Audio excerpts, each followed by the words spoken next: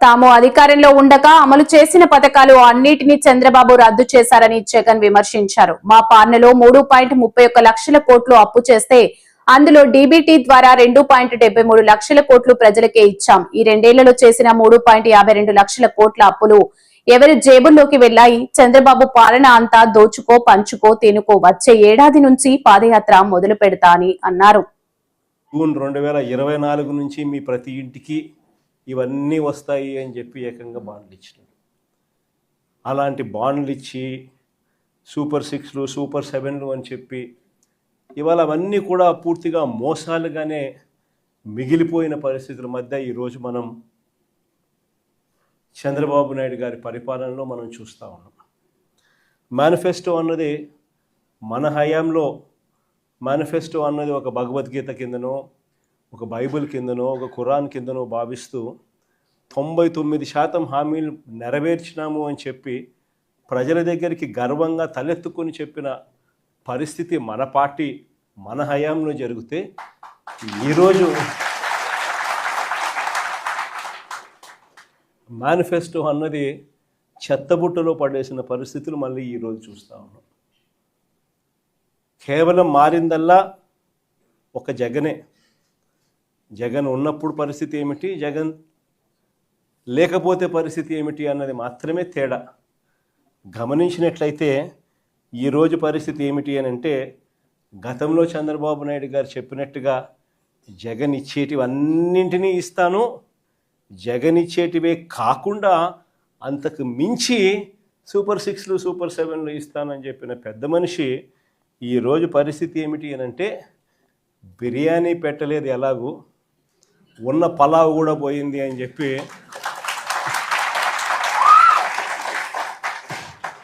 ఈరోజు ప్రతి ఇంట్లో కూడా చర్చ ఇదే మాదిరిగానే జరుగుతూ ఉంది. ఒకవైపునేమో సూపర్ 6లు సూపర్ 7లు మోసాలుగానే మిగిలిపోయిన పరిస్థితులు, మరోవైపున మన పథకాలన్నీ కూడా రద్దయిపోయి ఈరోజు పూర్తిగా చిన్నాభిన్నమైపోయిన పరిస్థితుల మధ్య గ్రామీణ ఆర్థిక వ్యవస్థ ఈరోజు కనిపిస్తూ ఉంది.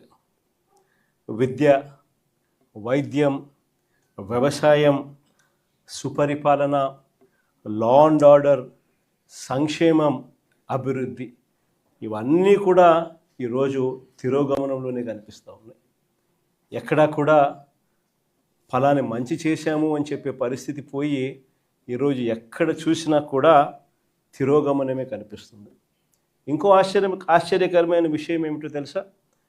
మన 5 సంవత్సరాల కాలంలో మనం 3,31,000 కోట్లు మనం అప్పులు మనం చేస్తే, ఆ 3,31,000 కోట్లలో 2,73,000 కోట్లు నేరుగా మీ జగన్ బటన్లు నొక్కడం, నా అక్క చెల్లెమ్మల కుటుంబాల ఖాతాల్లోకి నేరుగా డబ్బులు వెళ్ళిపోవడం చూశాం.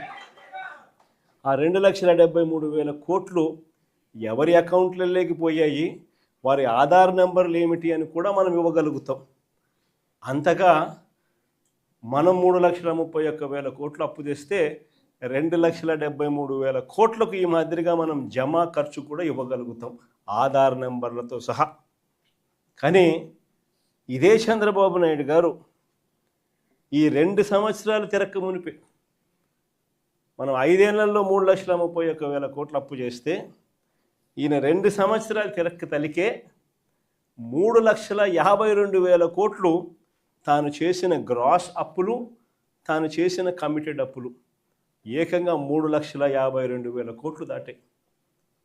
మరి ఈ 3,52,000 కోట్లు ఏమైనాయి?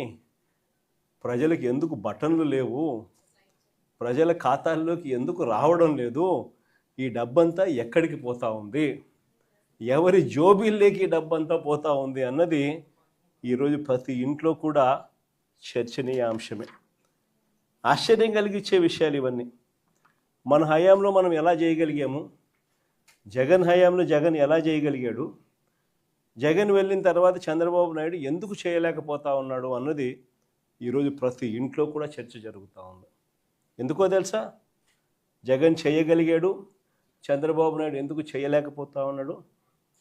కారణం ఒకటే, రాష్ట్రానికి రావాల్సిన ఆదాయాలు జగన్ హయాంలో పుష్కలంగా రాష్ట్రానికి సంబంధించిన ఆదాయాలు రాష్ట్రానికి వచ్చేటివి. ఈరోజు చంద్రబాబు నాయుడు గారి హయాంలో ఎక్కడ చూసినా కానీ దోచుకో, పంచుకో, తినుకో.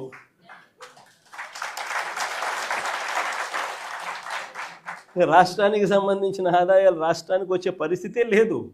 రాష్ట్రానికి సంబంధించిన ఆదాయాలన్నీ కూడా వీళ్ళు దోచుకోవడానికి, వీళ్ళు పంచుకోవడానికి, వీళ్ళు తినుకోవడానికే సరిపోతా ఉన్నప్పుడు రాష్ట్రానికి సంబంధించిన ఆదాయాలు రాష్ట్రానికి రానప్పుడు ఇక రాష్ట్రం పరిస్థితి ఏమిటి? ఇదే పరిస్థితి. ఎక్కడ చూసినా ఈరోజు కనిపించేది ఏమిటి? Liquor mafia. ఎక్కడ చూసినా లిక్కర్ మాఫియా. ఏ గ్రామంలో చూసినా బెల్ట్ షాపులు. 1 కాదు, 2 కాదు, 3 కాదు, 4 కాదు. మళ్ళీ పోలీసుల దగ్గరుండి ఆ బెల్ట్ షాపులు అమ్మించే కార్యక్రమం. ఆ బెల్ట్ షాపులో ఎక్కడా కూడా ఎంఆర్పి రేటుకి అమ్మరు. ఎంఆర్పి ప్లస్ 10 రూపాయల, ఎంఆర్పి ప్లస్ 20 రూపాయల. సో గవర్నమెంట్కి రావాల్సిన ఆదాయాలు గవర్నమెంట్కి రావడంలా ఇలా జోబీల్లోకి పోయే కార్యక్రమం.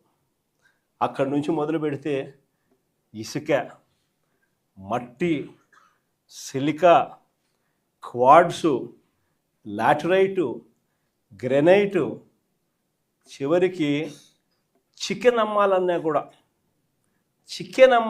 కూడా వీళ్ళకి రావాల్సింది వీళ్ళకి ఇస్తేనే చికెన్ అమ్ముతా ఉన్నారు మార్కెట్లో. అదర్వైజ్ చికెన్ కూడా అమ్మించడంలా చాలా నియోజకవర్గాలు ఆ స్థాయిలో దోచుకుంటూ ఉన్నారు. అధిక ధరలకు పీపీఏలు, పవర్ పర్చేస్ అగ్రిమెంట్స్.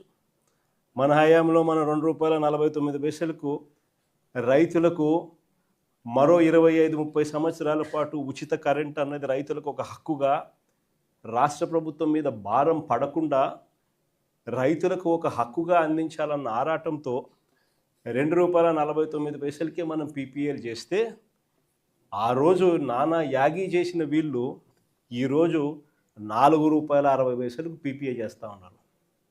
₹4.60. ఏడ ₹2.49, ఎక్కడ ₹4.60. కళ్ళ ముందరే కనిపిస్తూ ఉన్నాయి. ప్రభుత్వ భూములు పప్పులు బెల్లాలకు అమ్మేస్తూ ఉన్నారు.